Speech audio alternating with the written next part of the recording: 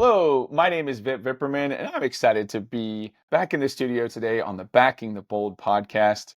I'm glad to be with Alan Pendleton of ArenaCX, and looking forward to hearing a little bit more of his story and what's going on in the world of ArenaCX today. Alan, welcome to the podcast. Vip, thank you so much for having me here today. Awesome, man. So, where are you calling in from in the world? So I am on the eastern seaboard in the state of North Carolina, near the Raleigh area, the capital. Nice. I imagine this time of year it's rather pretty. You guys are just before the leaves are changing, right? Yeah, this is probably the most gorgeous week of the year where the heat is subsiding and we're sliding into fall. It's very temperate today and beautiful. Nice, nice. Have to get outside a little bit, see if you can put the computer down for a few minutes. That's Uh, awesome. I was just in upstate New York last week, and so thankful for the opportunity to be out of the 100-degree temperatures in Texas and the humidity for a moment, see a little bit of the trees and stuff. So appreciate the East Coast this time of year. Well, man, I'm excited to get into a little bit of the story. I know you've been building for a while. And so look forward to just hearing a little bit of the background. So tell me a little bit about how you grew up and how you became an entrepreneur.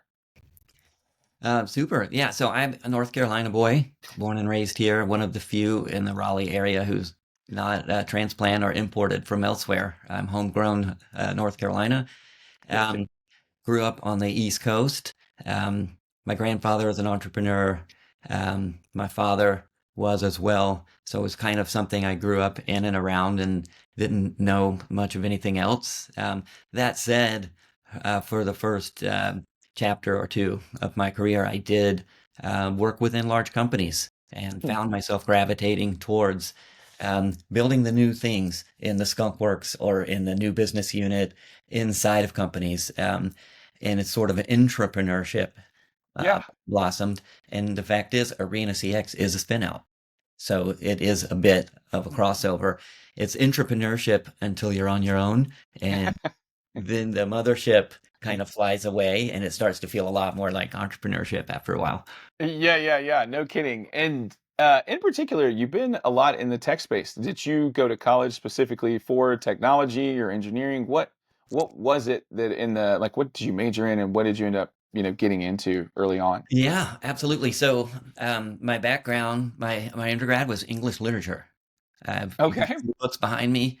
Half of those are business Lots of books, books. half are novels. Maybe it's two-third novels. I still read voraciously whenever I have the time to do it.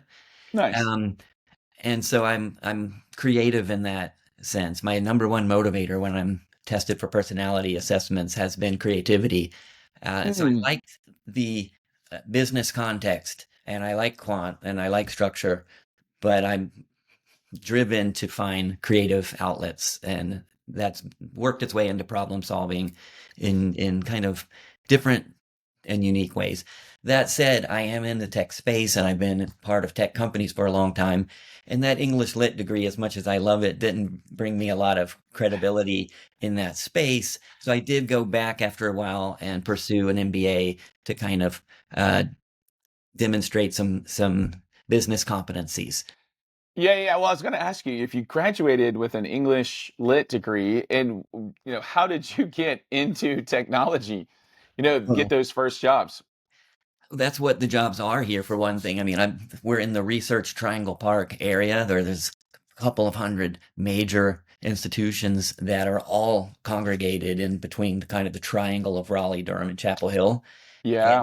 that's what the good jobs are. And I wanted to live in this area. It's great for families. It's a wonderful Interesting. climate and geography, good schools, and lot of good reasons to be here. And it was close to my roots. And so if I wanted to stay here, I had to find my way into Into tech. the I got you. Interesting. So, well, tell us about taking a company from being an entrepreneur, like in the mothership, as it were, and then rolling it out. What was that experience like? And what was the problem you guys initially discovered? Yeah, absolutely. So I'll give you a two-step journey because really this phase of my life started when I was hired into a company called Bandwidth um, to work with them on a business they were developing in-house that became the Republic Wireless brand. So I went with the spin out from Republic Wireless exiting bandwidth. Hmm. And then the second step of the journey was I was able to spin ArenaCX out of Republic Wireless. So inside of Republic Wireless was helping build the operations, um, and that included a variety of different functions. There was supply chain and logistics, and kind of had a shadow engineering team for those kind of operational solutions. But customer service and customer experience became a part of that. Um, During the journey. And there were some disconnects because my background had been in the tech world, but on the supply chain and logistics functions for a while. And then Okay. in B school, I was inculcated with a certain perception on how things work. And then I inherited this customer service function. Um, and had just observed the way it worked was very different and unique from any of my background. And I was perhaps naive enough to think that I could pick up some tried and true solutions from over here and experimentally overlay them on customer service to see if it would perform better. Um, and as luck would have it, it really did. So applying some supply chain thinking, some B school portfolio management type of techniques to managing um, a customer service operation out to really pay off for Republic Wireless, where they were able to lead the industry, the consumer telco industry, and customer satisfaction and net promoter score and all other measures, quantitative and qualitative, of customer service, Mm. while using an economic model that allowed them to spend the very least by far in the industry to deliver all those services. So it was a new way Oh. of doing it that worked so well, that the journey led eventually to a spin out of those ideas into what became ArenaCX. Ah, okay. So you got something that worked really well, and you guys thought, hey, this might actually be able to help multiple companies. Like, Yeah, then do- we incubated it for some years inside of Republic and honed it and hardened it and ironed out all the wrinkles before the spin happened. yeah. What does that moment feel like when you're an entrepreneur and you've got the the covering, as it were, of the bigger company, and then suddenly you've got this opportunity to go out on your own and take it and build it, but the covering goes away. Like you step out from under the umbrella a little bit and have to figure out, was that exciting? Was that is there a little anxiousness there? What does that moment feel Yeah. like?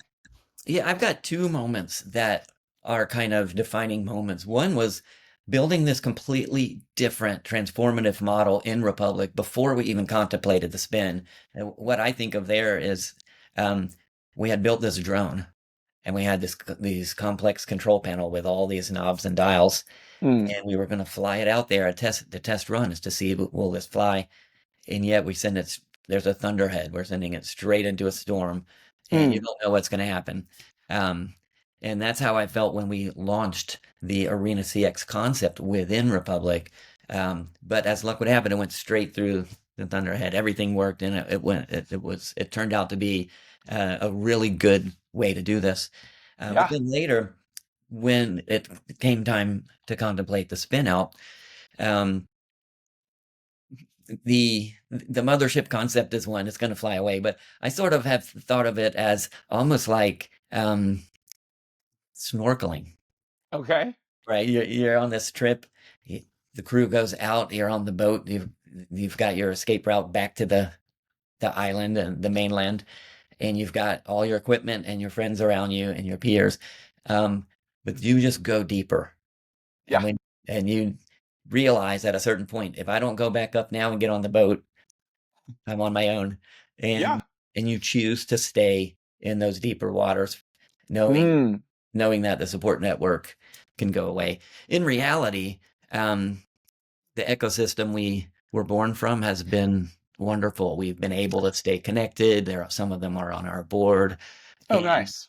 we are on our own fiscally. We have to, you know, manage Arena CX independently, but we still have a wonderful support network. That's one of the great things about being a spin out. Yeah. I didn't build this in the garage. I've got mentors and advisors and friends, that I can call on to just help guide me through the journey. That's awesome. Yeah, that's really cool. The people that really matter that helped Yeah. you, move things forward. Well, again, talk to me a little bit about the problem in particular that you guys were dealing with. You know, that made you want to like roll out this product. Yeah, so there's two ways to talk about it. The kind of micro way, which is to say, when a company is delivering customer service at scale, Hmm. it's a commonly outsourced function, and outsourcing is fraught with decisions and risks and it's fundamentally different to manage external outsourcing vendors than it is to manage an internal team. And so the skill set required to do it and the operating model is different.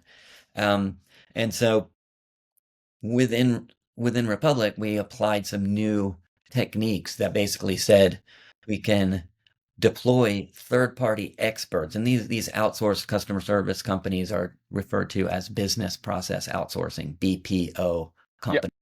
Um, and so we were able to manage a portfolio of multiple BPOs in a super dynamic way, just like you have a mutual fund with multiple stocks, and you're rebalancing your investment level in different ones to optimize the outcome. Mm. Um, you can do that, and in our space, it's called a challenger champion model, where you have multiple BPOs competing with each other to provide better service to your customers.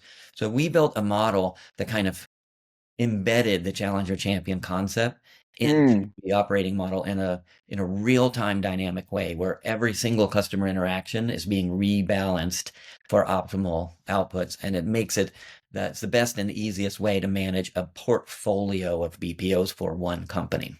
And so Arena has solutions for that. The second thing we do is for companies who don't necessarily have the scale and volume to need multiple BPOs, but they still want a best-in-class customer service program, and they need to be able to deliver it, be able to scale, and to do it with high quality, but also benefit from those economies of scale that the larger companies get and improve their costs. Yeah. We've developed solutions to make it the safest place for businesses to find and contract with and engage with and manage their outsourcing partnerships. And when I say outsourcing, that doesn't necessarily mean offshoring. Like the options here are manifold. A company based in New York or San Francisco can still outsource to the domestic USA and maybe hire customer service teams in rural Kentucky or Eastern North Carolina or South Florida and still save a considerable amount of cost of goods sold or SG&A while delivering, you know, with flawless English and high quality, culturally aware solutions for them. And so that said, for the larger companies that are pro at this and feel their management is there and they can use accent neutralization software and all of the above and outsource with offshoring attached and do this in lower cost geographies as well. And one of the Wow. things that we've added to that is impact. That's part Mm. of the reason I wake up running is the impact we can do with this. Yeah. We're talking about people getting these jobs, and it's not only customer service, but I'm emphasizing customer service because that's our roots. Yeah. Any function that can be outsourced is available through the ArenaCX marketplace. Um, Wow. but let's say it's customer service and you're hiring a team. These are people whose lives can be enriched and changed based on that employment. And there's Yeah. populations around the world um, where this is extremely meaningful and you can hire a BPO that will bring impact populations into your customer service program. So that may be trafficking survivors. It may be refugees in hotspots around the world. It may be visually impaired or blind. And in Oh, some cases, wow. it can even be the incarcerated who are trying to reform and restart. So our Interesting. network has access to a wide range of these populations as well for companies who are interested in using their cost of goods sold or their SG&A to do good in the world, use business as a force for good, as opposed to kind of giving only out of their profits and as a form of charity or philanthropy. Yeah. They can do good right in the P&L through this model. That's really amazing. Talk to me a little. So, you guys are finding all these different like BPO organizations or companies around the world. You're diligencing them at some level, and then you're putting them on your platform and saying like, hey, this is the group, this is how many people that you could bring on from this group, and this is how much they can grow with your company. This is how much they cost as in like per hour or per, Mhm. per month type of thing. Um, and then is there ability for the companies after they use the product to rate them so that like, if company A comes in and they work with a group and they really like them, they give them like a 5-star review. And then when company B comes in, they can look and they can be like, just like you look at your Amazon purchase or something like that, they can actually look and see the ratings of this BPO group, from different parts of the world and or different parts of the US. Yeah, I mean, so I think one way we sometimes describe this is kind of like ArenaCX is like an Upwork or a Fiverr for BPO. Okay. To your point, the vetting and the diligence, over the last 5 years, we've probably disqualified about 8 out of 10 BPOs who've applied to Oh, be wow. allowed on the network. Despite that, we've still admitted over time about 180 in the core in network, up to Okay. almost 300 in our extended network. So it's the single largest talent pool in the world for accessing BPO. Hmm. That trade under kind of one common contract model. And that vetting, we do the same thing enterprise companies would do to vet them. They answer hundreds of questions in our platform that get recorded so buyers have access to this diligence. We check references, we can do financial checks, we can do video tours of their facilities to make sure it's the right kind of environment for staff and Yeah. Yeah. Yeah. things Yeah. like that. And there's a lot of reasons they may get disqualified. Sometimes it's fit. We may not see in our marketplace enough of a need for the type of services they provide. So it's not necessarily a negative mark on them that they're not admitted. It's a fit question. Um, but yeah, so we do that. And then, of course, when they're ranked based on their performance on prior accounts, and that can be a ranking as given through the voice of the customer, but as well, ArenaCX plays an active role in monitoring the success of these BPOs with the clients. Um, and with the volume of deals we've done over the past 5 years, we really are able to see trends. We can Yeah. see which countries are popping up as being really good hotspots for outsourcing, where that local government may be investing in that infrastructure to make sure the call quality and the internet access is great. It could be investing in um, the local population by providing training subsidies and other maybe tax benefits to hire um, local employees and stuff. And we kind of have visibility of those kind of things as well. Um, and we can see what contract terms are trending, and we have visibility to what the pricing should be like. And so for folks who don't sign these contracts every week, our Right. marketplace is a great source of intel, not only for the kind of that request for proposal process you go through, but Right. also what should the terms and conditions and prices be right now in today's outsourcing market. Well, and it sounds like too, even the results of the work.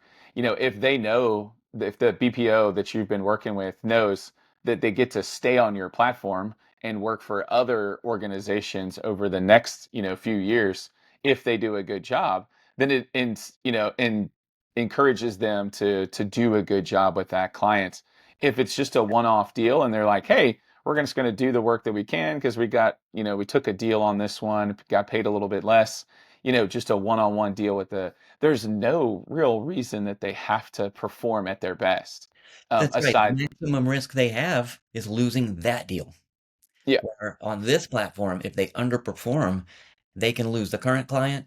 Their ranking could go down, which reduces the risk of future clients. But even their other current clients um, could be made aware of the concerns and supported through transitions if needed, if it's egregious. yeah, And so the upside is great for the ones who come in and perform because they can leverage that into winning other deals. But the right. downside is magnified as well. They can't take their eye off the ball. And so any company buying these services gets to magnify their leverage through the marketplace dynamic or this model. Yeah, of the you said couple hundred like groups that you guys work with. How many people is that represented? Like, is one BPO have 10 or 20 or 30, or are we talking hundreds or thousands of people? The average is pushing about 5,000 headcount per company. Oh, S- wow. some of these are quite large, though, where they have 150,000 headcount. We have some of the mammoth outsourcing companies that are available, on down to the smaller ones, which might be as low as 3 to 500 headcount. Um, Okay. and so our marketplace is enabled to kind of be responsive to needs of any size company. As a marketplace, we needed to have as universal of appeal as possible. So if you're an SMB company or you're a startup who for the first time is starting to grow and you need that niche specialty BPO that will take small deals and treat you like a marquee client, Right. we've got a whole range of those BPOs that are a great fit for you. And if you're a big enterprise and you need an edge case where you need something that's hard to source or seasonal, or it covers languages that you don't have in-house and stuff, the biggest enterprises come to us for those hard to source edge cases because our database can solve it, can find these players immediately. Um, Nice. a great example, a big a major global water treatment company was only doing customer service in-house, had never explored doing it externally, but had some pressures that caused them to explore this. Yeah. And literally overnight, we found 8 BPOs in the world that had every single one of the technical Requirements. experience and requirements met. They Oh, were in wow. water treatment, they knew filtration, they knew pumping, they knew all the AI and app connectivity to control these things remotely. They had all of these, and we were able to help them find a wonderful partner who's been serving that client for several years now. Um, Awesome. and these are things where they just thought, how do we even find companies that Right, right. are specialized in our industry? And there are thousands of BPOs in the world. And if you just go on Google, you'll see the ones that spend the most on advertising, but you won't necessarily know how to find the ones that are truly a fit for your business. Yeah, and which ones do the best work? Yes, for you specifically. Yeah. That's amazing. So, I mean, you guys represent probably 500,000 or more people There's like around the probably world to do it's a jobs. yeah. I mean, some of them are big. So it's about with our in-network core of roughly 180, it's more like a million Oh, um, wow. Okay. headcount. When I gave the average earlier, some of them were still filling out their profiles, and that field was blank, and so I undercount sometimes. When you look at our extended network, that's almost 300. It's more than 2 million Oh, wow. headcount that Okay. you can have access to through our platform. That's a lot of jobs.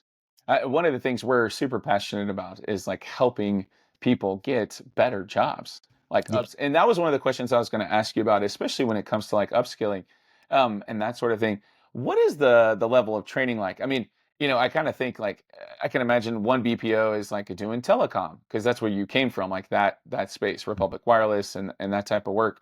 And then this other company is water treatment, and Mhm. you can interchange groups like that the groups on the end that are actually doing the calls, that those people have been trained to actually know the verbiage, be able to have the conversations and serve the customers just as well, even though it's a completely different topic set and understanding of product.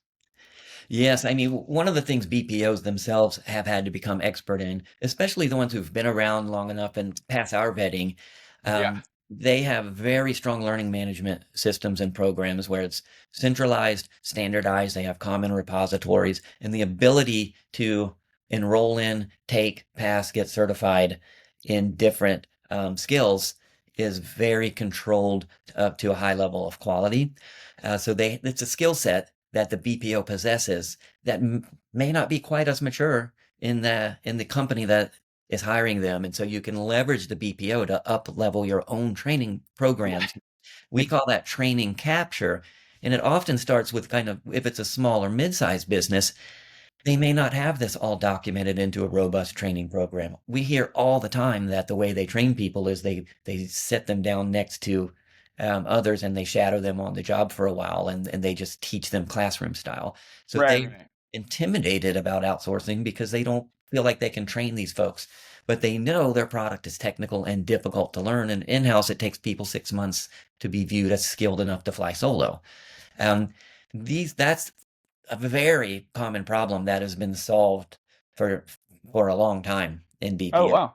Um, so BPOs can capture that training and receive it the way that the client can deliver it. It may be in a Zoom meeting like this. They record it, they transcribe it, they have their training project managers document it in the formal ways, and then they embed it in their learning management system, and then they recruit for the skills required to deliver it.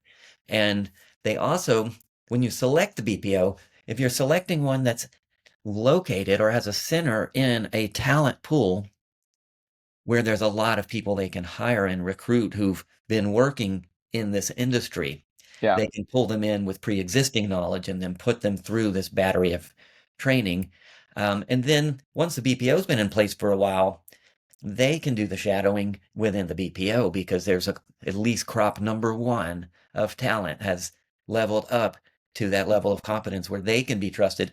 And then you've kind of now can depend on the BPO to do their own backfilling and their own training. So you've trained the trainer, but kind of in a Nice. macro way where you've trained the company. So even if that individual trainer leaves, that company has all of it documented and can carry it on.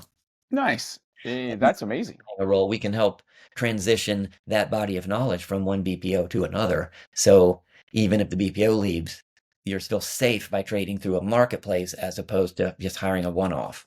Rare, all the training you can now just pass on to the next group and all that kind of stuff. Tell me about the process. Like, how easy is it for somebody to, a company's growing, like, one of the entrepreneurs that we've even talked to, they just get their next round of funding. So they've got a little bit of cash. They want to expand their sales pipeline. And they're like, hey, we're ready. Let's do this. Yeah. So that's what we've specialized in. Normally, it takes a considerable amount of time to just research and figure out like Yeah. what are the requirements that I'm going to put in my statement of work that I'm going to outsource for. That takes time. Then you're researching which vendors out there am I even going to invite. Yep. Then you're running your RFP in a formal way to get the bids and compare and contrast. Then you're going to invite them to meet with you and you're going to vet them and so forth. And this is a long journey. It Yeah. usually takes 3 to 6 months to do this if you're doing it in-house. Yeah. We've done this and do this routinely, can compress the entire end-to-end cycle to Mhm. like a week. Oh, Um, wow. our system automatically creates the RFP description. It automatically creates the questionnaire. It automatically answers the questions for the vendors based on the hundreds and hundreds of data points they've given us in onboarding and vetting. And of course, the customer is free to edit their questionnaire, add, change, delete, whatever they want. And those Right. BPOs are free to edit them, tailor and fine tune their responses and the pricing to get that. But it gives everyone a jump start. And it's Yeah. with industry standard terms and language, and everything is modern so that you can skip all of the research. Usually RFPs are 80% research and prep and 20% execution.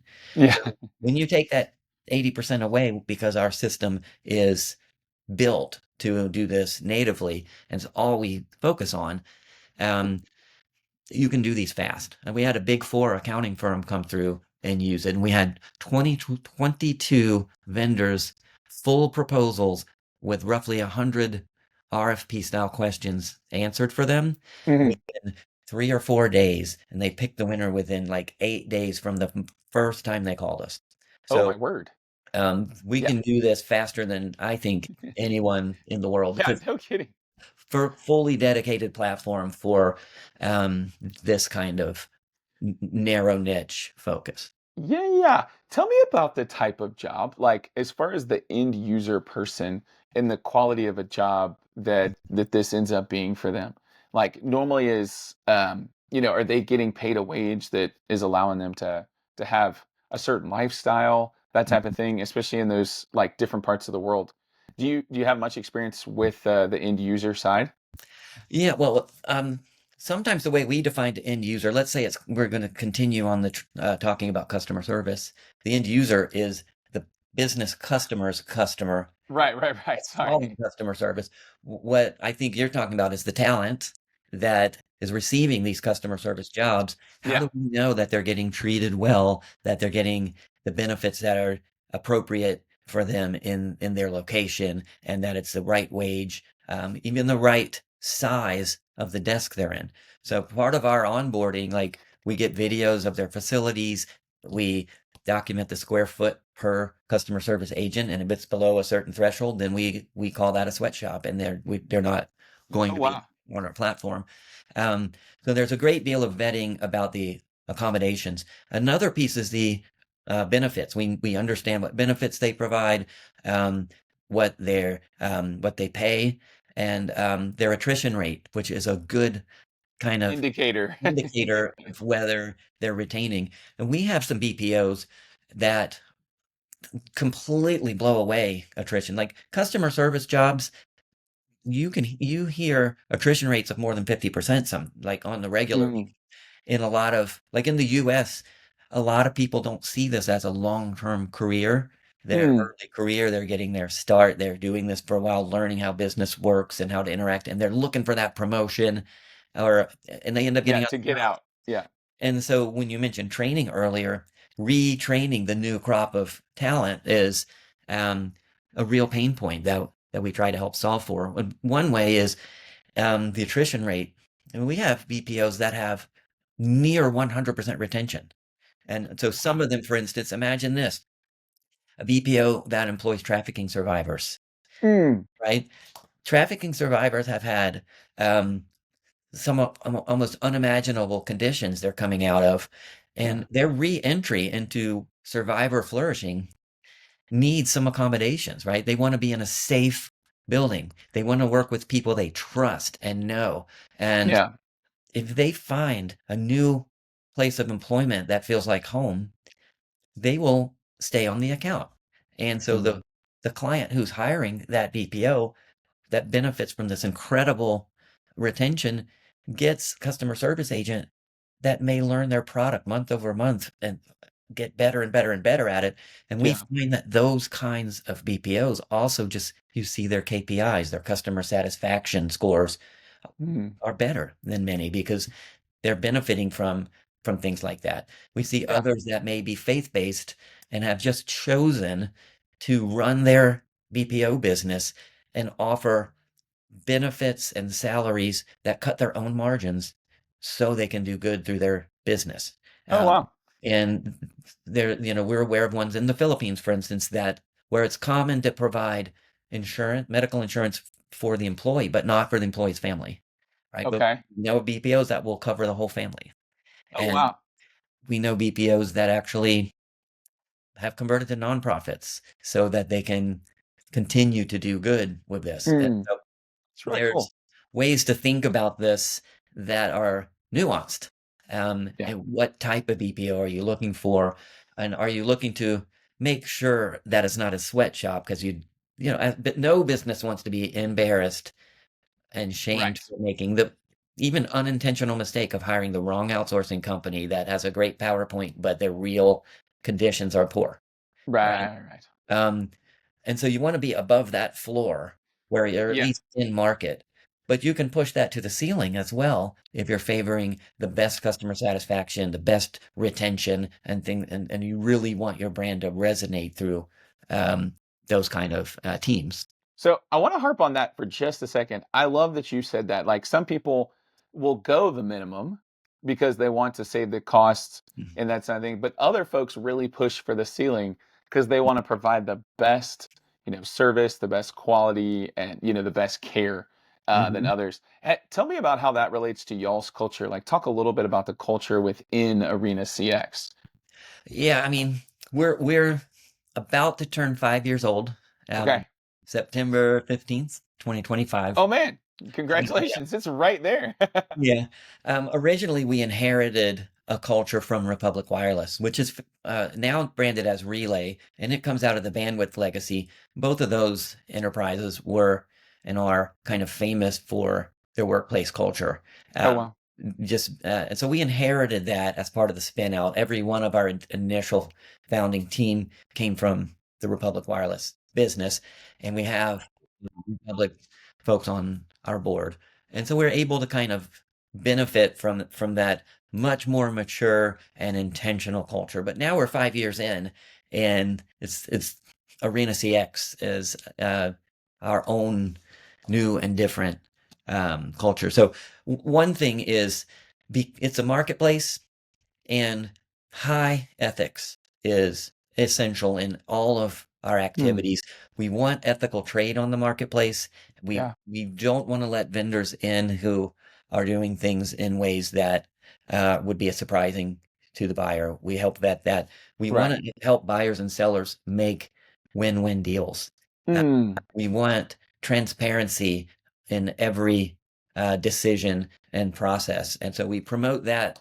Um, Ethics being one of the pillars of a premium marketplace experience in all of our dealings. And so not Very only is cool. our product does it have it baked in, then all of our dealings with any customers, any vendors, and any partners on the marketplace, we want them to experience kind of through their interactions with us what it's like to do good through business. And we want, you know, people say they don't remember what you said, remember how you made them feel. Hmm. That's a part of what we aspire to do. Um, we're a small team, and so we're fairly tight knit. We rely on each other. It's a startup. We're still a startup, and therefore we're scrappy, and we use ingenuity, and we lean on the technology we've built to handle scale, and we outsource a lot of stuff to the vendors that are populating our network. Right. Um, Right. Because you guys know the best ones. it's a great way to test it, and we have uh probably the best visibility in the world on how to pick a good outsourcing partner. Um, and so that's a big piece of it. Personally, I'm driven by my faith. I wake up to see um, a chance. I'm a steward of this opportunity to try to do good for our investors, our customers, our vendors, our team members, and all who touch the ecosystem. And I think um, I don't want to relegate kind of redeeming civilization to kind of other sectors of society when business and the economy is such a central component, at least in the States, of how Hmm. things get done. Um, it's important for businesses to create the world they want to live in, and we want to do that through creating an ecosystem where people can trust each other um, through in trade and form long-term relationships. Outsourcing is not as transactional as buying something off Amazon. When you buy it once and you're done, you're forming a long-term relationship. And so while Yeah. our platform is systematic, it's a fully digital journey, um, we're using that to help you get to know these companies better and make wise choices and find a long-term partner that you're going to be happy with, and Awesome. stuff like that. So that probably wasn't as crisp as I would like it to be describing our culture, but I hope it gave you a flavor for where we're coming from. No, absolutely. I heard the things like ethics and transparency and just the team building feel, like and how you guys depend on each other and work together well. So super encouraging. Well, you rolled out a Republic Wireless 5 years ago with one big client. Now Mhm. you've got hundreds of, clients and, millions of people that you're working with. It's amazing to see the growth you guys have had. And so thanks for taking the time today. Let me ask one last question before I cut off, and that is, if somebody's listened to this podcast and they're like, man, I've thought about working with a BPO. I just didn't have the courage to go find one or wasn't willing to take the risk because I didn't want to, mess up our customer relationships or something like that. What's the place that they can go to get in contact with you guys? Yeah, I mean the best place to go. And I've emphasized customer service, but our marketplace helps with outsourced bookkeeping, accounting, finance, sales, lead generation, supply chain, logistics. We've even done outsourced software development. There's a wide range of anything that can be outsourced is available through this huge population. I just Wow. use customer service as a way to have a common theme through Yeah. this conversation. They can just go to arenacx.com. And Okay. there's a self-service digital journey if they want to embark on that while they're in our platform. Click support, they can engage with us, and we can then give them a white glove journey through the platform. We find that even people who like to self-serve on our platform, it's such a big decision Yeah, that they want to speak to someone along the way, and we're always available to do to that. do that. They can also just fill out a contact us form on the website, and we'll be in touch quickly. Cool. Awesome. Well, Alan, thanks so much for what you're building, for the impact you guys are having. It's exciting to see it and to be a part of it. And so appreciate the time this morning. I hope you have a great day, buddy. Thank you, Vib. It's a pleasure. Same to you.